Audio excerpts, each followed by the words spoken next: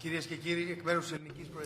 afternoon, ladies and gentlemen. Welcome on behalf of the Hellenic Presidency to our joint press conference with the Commission. Yesterday and today, it was a pleasure and an honour to host the Informal Foreign Affairs Council Trade here in Athens under Hellenic Presidency.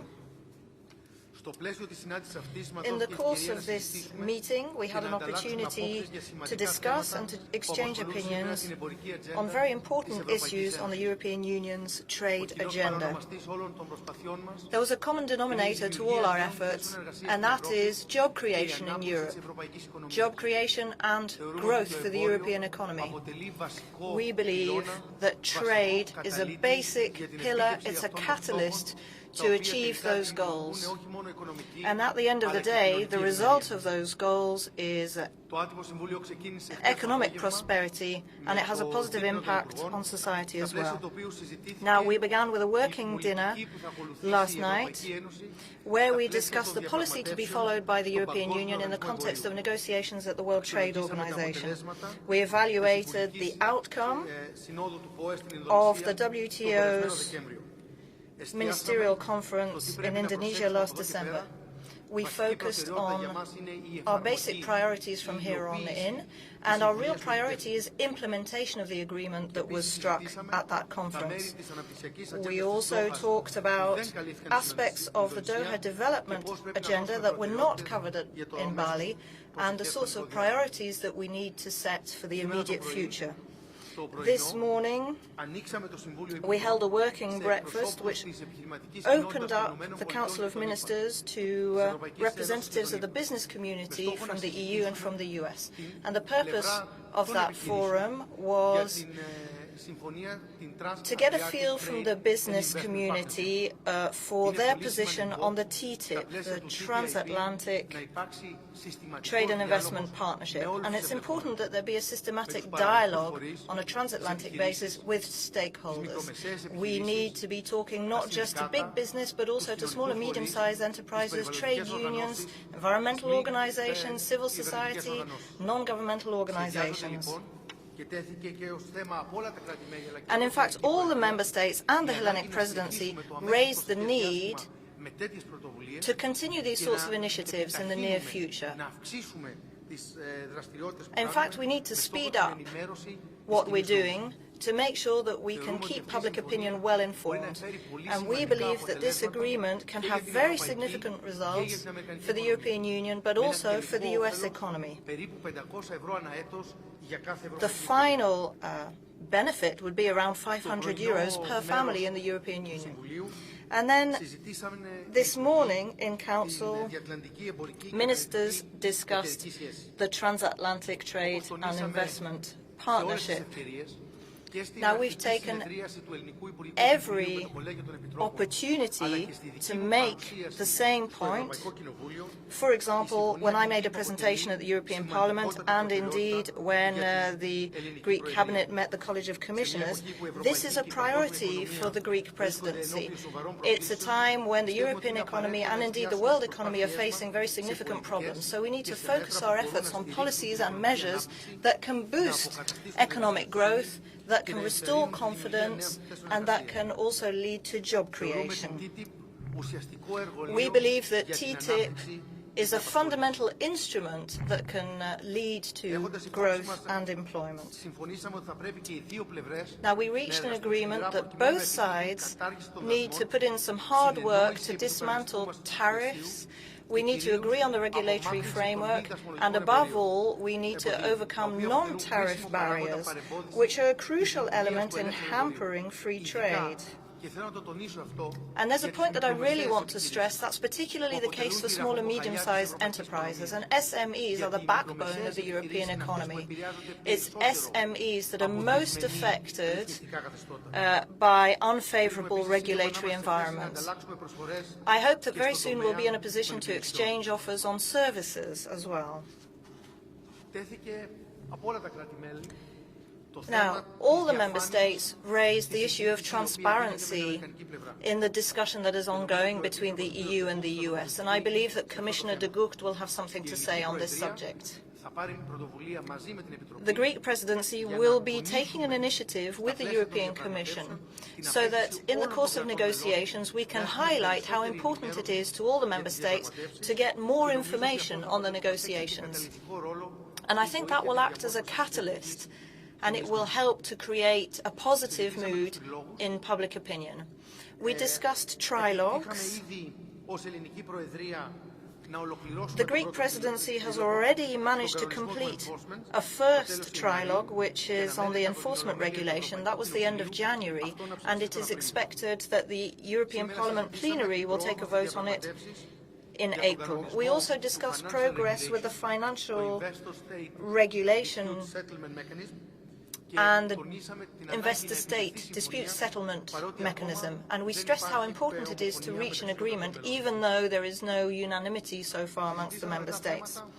Moving on, we then discussed certain topical issues. We began our discussion with Ukraine.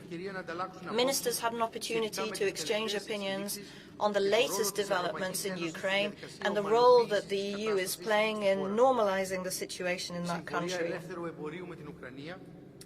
The free trade agreement with Ukraine was the springboard for the current conflict and the fall of the government when that agreement wasn't signed. So this now remains a priority for the EU, and the Greek presidency will do its utmost to contribute to a process so that it can be signed as soon as possible once a new government is formed, and of course in conjunction with the External Affairs Service. We then talked about investment relations between the EU and Myanmar, and the Council accepted the Commission proposal in principle that negotiating guidelines be given to the Commission in order to reach an agreement.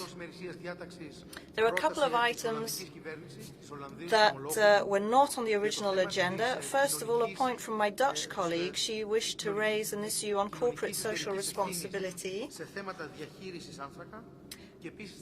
in the sector of coal. And then we also talked about association agreements with African countries.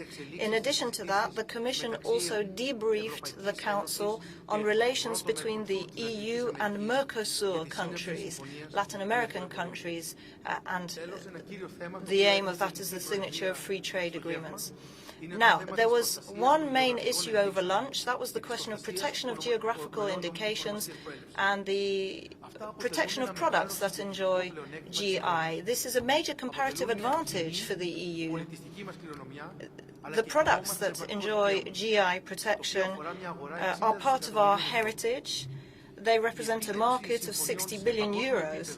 If we were able to reach an agreement at international level to recognize and protect geographical indications, that would be very significant in order to be able to boost exports from the EU and to protect consumers further. All the ministers agreed on that point.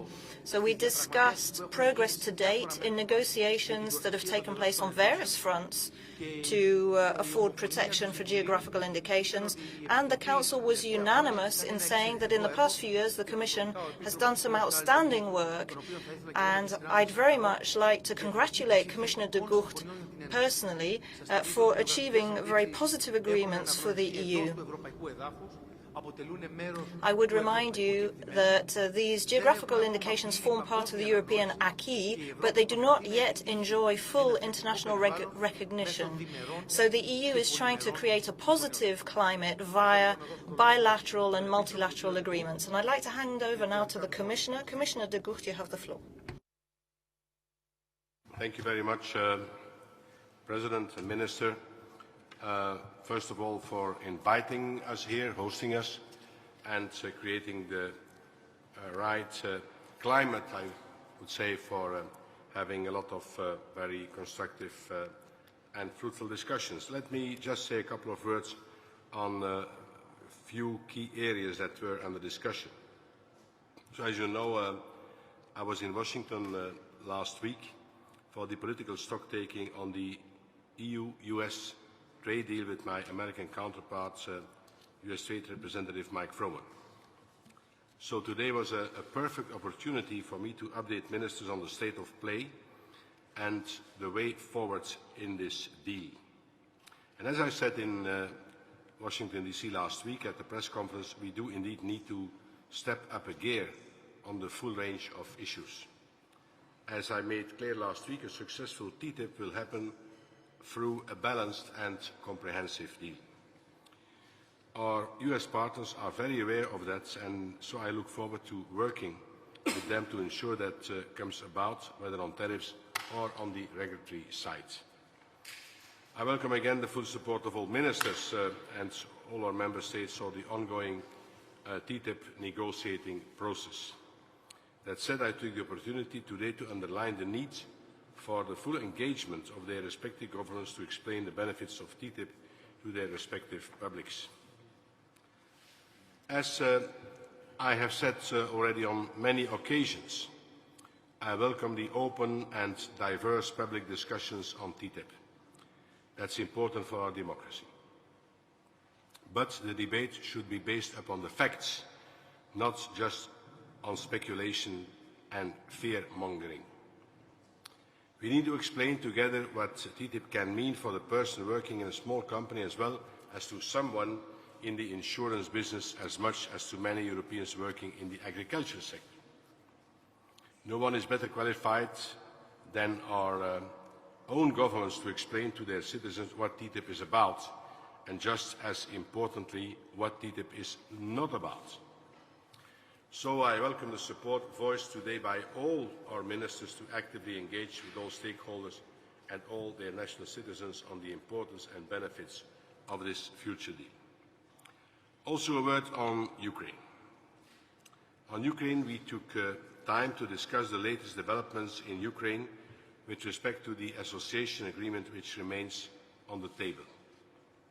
As most of you who follow trade matters are aware, one of the sparks that led to the developments we have seen in the last days and weeks is in fact the association agreement between Europe and Ukraine, whereby about 90% of that agreement is in fact purely a trade deal. And that's what former President Yanukovych decided not to sign up to last autumn. I myself, along with my colleagues, have been very clear on this in media interviews in the last days. If and when Ukraine is ready to sign the deal, then the European Union is ready to sign the deal. The democratic future of Ukraine is for the Ukrainian people to decide, including in respect of a future association agreement with the European Union. And we will react appropriately to any requests from a new inclusive government committed to political and economic reforms. Any decision will be taken by the Council, taking into account the assessments of all relevant circumstances. But most importantly at this stage, we should recall why this deal will be beneficial for all Ukrainians. This association agreement and its trade part is an unprecedented blueprint for the modernization of Ukraine's economy. This will bring higher standards in the political system for the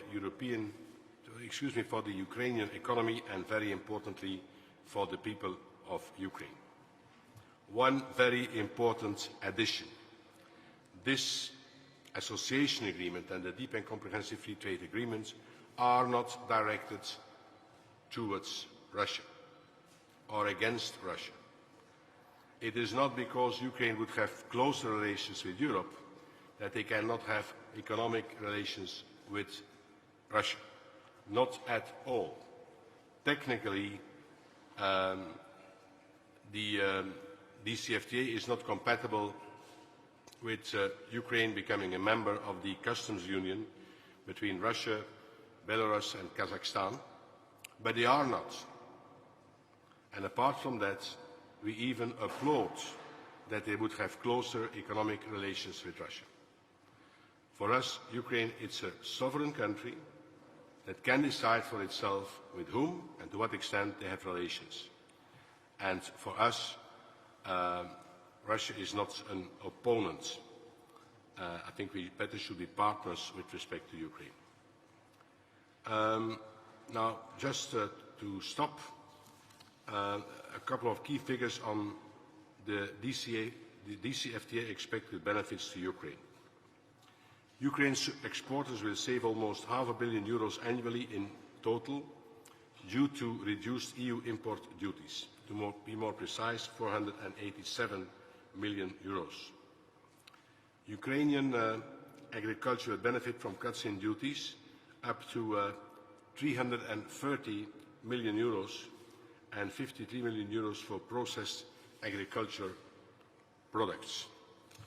And Ukrainian chemical exporters will make savings of about 30 million, just to give you a couple of examples. I would like to leave it with that, President, and I'm ready to answer a couple of questions. Thank you very much, sir. I'd like to thank the President of the Informal Council and also the Commissioner. We are ready for your questions, so please introduce yourselves when you take the floor with your name and the media that you represent. You have the floor, madam.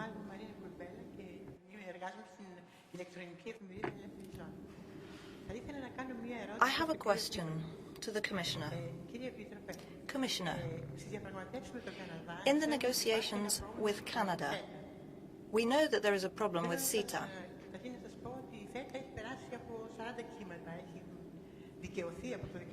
Now, this is something that has been approved by the ECJ, but there has been a certain amount of controversy on an intra-European basis. Now, the European Commission has a mandate for negotiations, and the European Union has a great deal of power when it comes to negotiations. How is it not being able to boost the position of Greek feta? So that's one question. And the other question is to do with the missions organized by the EU with delegations from member states. Could you tell us more about that, please?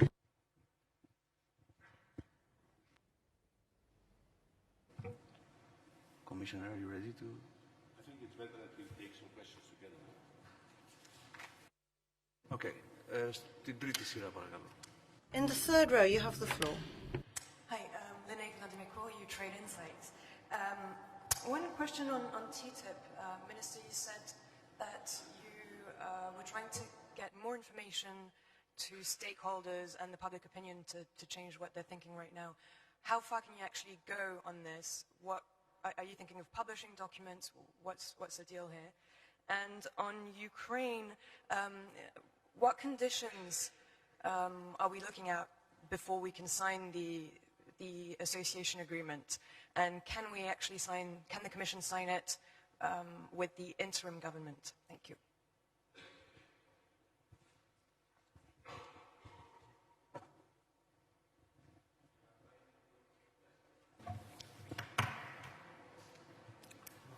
As far as I know, Madam, there is no problem with CETA. And I think we realized a breakthrough for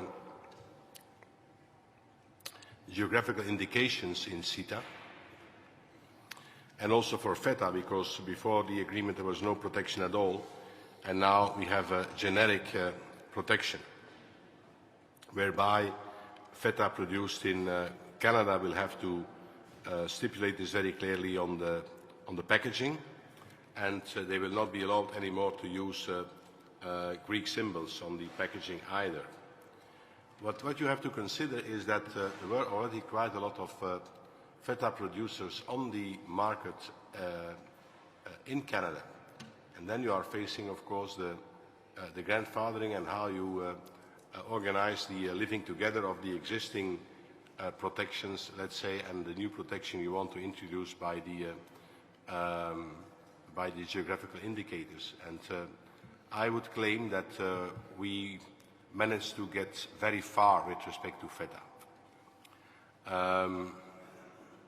On TTIP,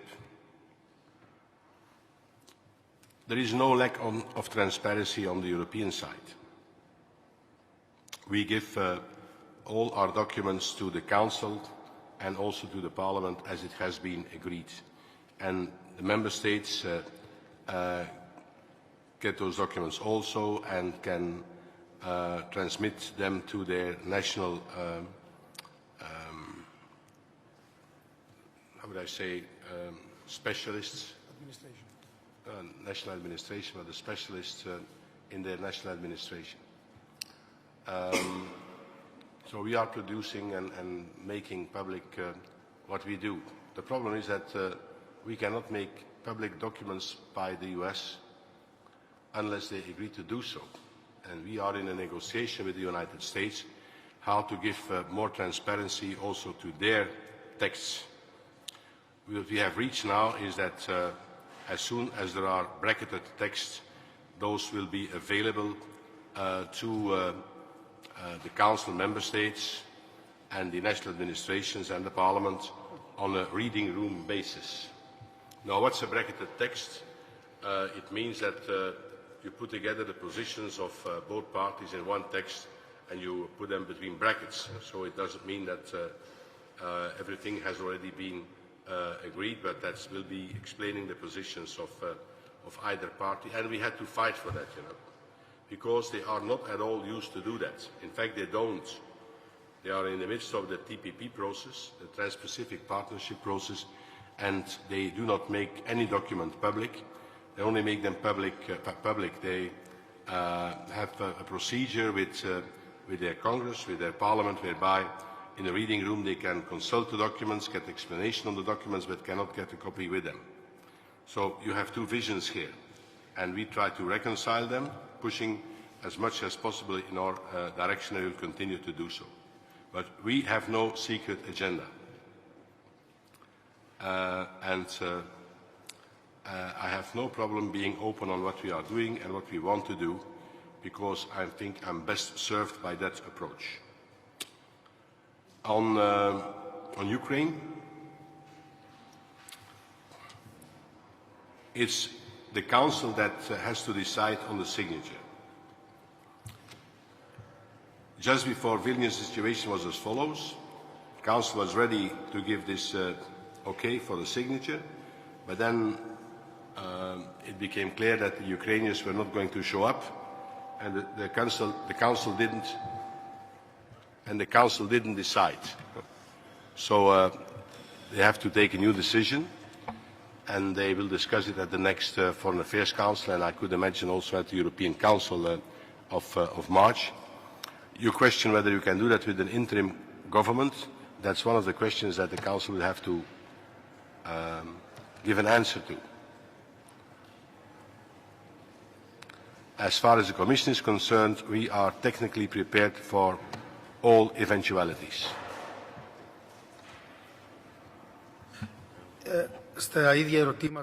Thank you. Well, on those same questions, and first of all the question of protection for FETA, well, this was a main priority for Greece, and it was also a main priority for the European Union, and this is something that was discussed and agreed today over lunch in the Council of Ministers. Now, when we talked about FETA in Greece, and we had a discussion about Canada, the fact is that Greek exports are higher with countries where we have a trade agreement than with countries where we don't. So it's actually in the interests of Greek producers, it's in the interests of European producers also to have bilateral agreements in place. And the Greek government has certainly come out and expressed a view on the question of the agreement with Canada. I share the view of the Commissioner that there is no issue of transparency with regard to the European Union side, and the Council is satisfied to the level of information we have received, and we thank the Commissioner also for the update he gave us today, and also the update he gave in public in the morning during the breakfast, which I understand was televised. There have been there's a fruitful discussion with the American side on getting more access on documents produced from them, and Council members have suggested and asked for further facilitation of this information dissemination, and to that end the Commissioner said that he will take action on that, and as I said before, the Greek Presidency will work together with Commissioner de Gucht to ensure that we reach an agreement with the American side on the level of information and the way that information is disseminated to the European Union members. Naturally, we need to be open, but also we have to recognize at the same time that a negotiation contains some elements of trading confidentiality. That's normal, and it's for the benefit of negotiation.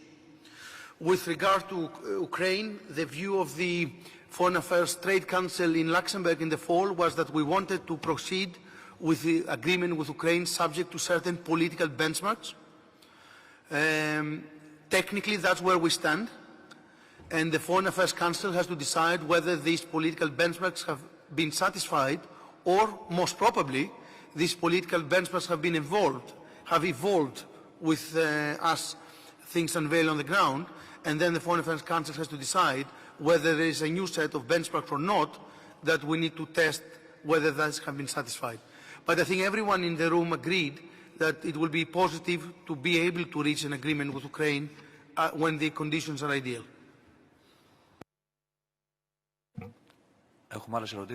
Any other questions?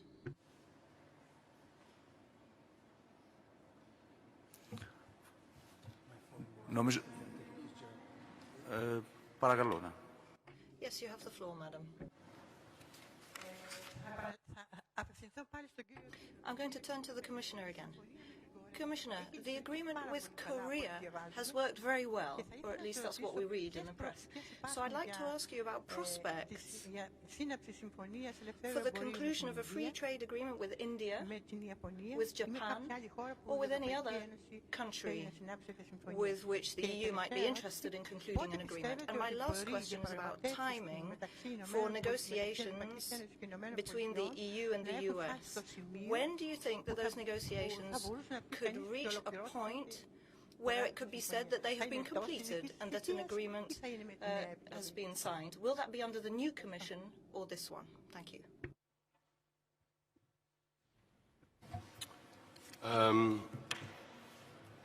We continue to negotiate with Japan.